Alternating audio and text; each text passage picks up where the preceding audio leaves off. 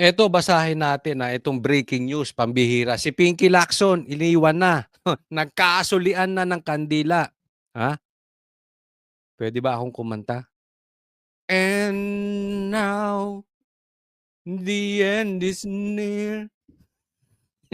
And so, 'wag na po, wala talaga sa tono. Pag-usapan na lang natin ito, ha.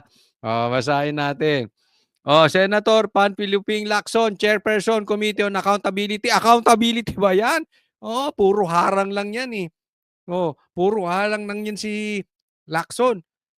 Committee on Accountability of Public Officers and Investigations. May investigasyon bang ginagawa ito si Pinky Lacson? Wala naman. Puro lang naman proteksyon, hindi investigasyon yung ginagawa nito si Pinky Lacson. Proteksyon. Pinoproteksyonan lang si Dear Senate President Pinky Lacson, we understand that there are still additions or amendments to the draft committee report of the Committee on Accountability of Public Officers and Investigations on the issues of corruption. Basahin nyo na lang yan. Merong addition daw. Sa madaling salita, si Subiri, si JB Ejercito at saka si Win Gatchalian, binawi yung pirma. In this regard, the undersigned would like to withdraw our signatures to the earlier draft presented to us until a final committee report has been prepared and to give us more time to study the final committee report. So, hindi sila makapag-submit ng final committee report. Alam nyo kung bakit? Ha? Kasi kalokohan itong mga nakalagay dyan. Ang kakasuhan nila, si Chis Escudero, si Jinggoy, at saka si Villanueva. Apaka-traidor nitong si Ping Lacson talaga. Ang karamihan, ang nagnanakaw, ang mga kontraktor nasa Kamara, nasa lower house, mga congressman. Itunuturo na nga si Saldico, si Tambaluslos, at saka si Bongbong Marcos. Bakit ang gusto mong kasuhan yung mga kasamahan mo na mga senador? Pati yung dating senador na si Bong Revilla.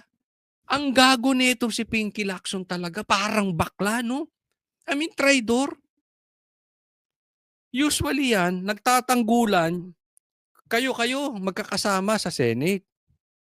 Yung iba magkakasama sa Congress, sa lower house, mga congressman. Ito si Pinky Lacson, wala.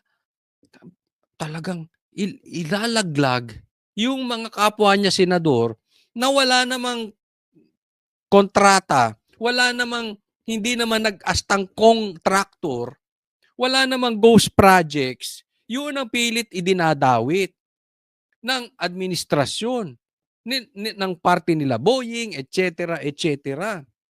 Ito naman, si Lacson sang-ayon. Di ba? Wala ding paninindigan, bakla talaga eh. Hindi, sorry hindi ko sinasabi yung mga bakla, pero yan kasi, yan ang tawag dyan. Imbis na panindigan niya, teka muna, bakit puro mga senador ang gusto nyong kasuhan? Hindi yung congressman, dapat ganun, nanindigan siya. Hindi na nga siya nanindigan, nagpapagamit pa siya. Ayan, binawi ang pirma. Malapit ka na. Kayong dalawa ni Tito Soto. Ha? Malapit na kayong dalawa ni Mal. Bumibingo na kayo. Ginagago nyo ang Senado. Ginagago ninyo ang Blue Ribbon. Binababoy nyo ang taong bayan. Ni investigasyon sa mga congressman. Wala. Mga investigasyon doon sa itinuturong mastermind. Wala. Tapos yung iba, ipakukulong nyo? Anong naknak ng kalokohan yan? Hindi mo kailangan maging grade 3 para malaman mong lokohan tong nangyayari. 'Di ba?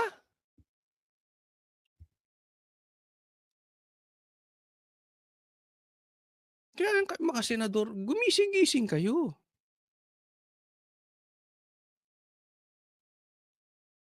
Tapos magrereklamo siya dun sa Minority Report na ginawa ni Imee tsaka ni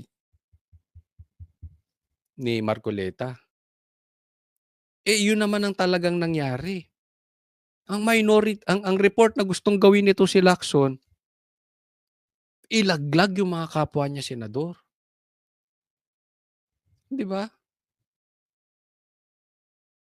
Eh, ito'y parang sulian ng kandila. Teka muna, ano tayo diyan. Eh, kayo mga senador, hindi ba kayo gagalaw? So, uubusin kayo diyan, maniwala kayo sa'kin. 'Pag hindi pa kayo gumalaw, 'pag hindi niyo pa pinalitan si Tito Sotto, uubusin kayo diyang senador. Ilan pa sa inyong gigipitin? Sa tingin niyo, 'pag nanatili si Tito Sotto, maiimbestigahan talaga yung mastermind? Hindi nga.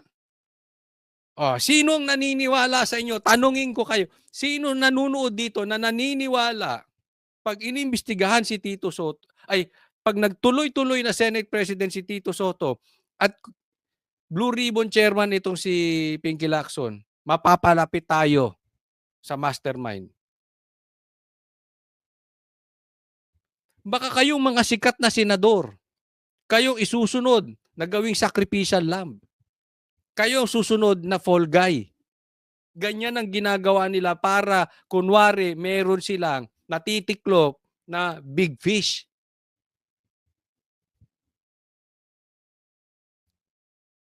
Ang totoong big fish, buwaya. Yung buwaya doon na congressman. Yung buwaya doon sa Malacanang. O pagkatapos, halimbawa lang, makakulong to si Cheese, papakulong nila si ano. Eh lumalabas pa rin yung baho ng ghost projects. Kailangan nilang pagtakpan. Sino isusunod ituturo sa inyo? Si Villar. Si Loren dahil binubuko si Lebiste. Oh, mga Cayetano dahil naninindigan ayon sa batas. Sino pa? Ano pa inaantay ninyo? May galaw-galaw naman. Lahat talaga kayo, babanatan kayo dyan sa Senado. Kami ang boses ng masa, hindi natatakot. Katotohanan lang, di kami nalulunod. Walang bahid ng sismis, lahat ay totoo. Kahit sino ka pa, pag mali ka babanatan ka. Walang pinipili kulay, wala kaming kinikilingan. Basta para sa bayan, kami lalaban. Pag tama palakpakan, pag mali banatan. Di matitinag, di matatakot, para sa bayan tuloy ang sigaw. Sa harap ng kamera, walang halong takot. Mga baluktot, lahat kayo'y tutuwa.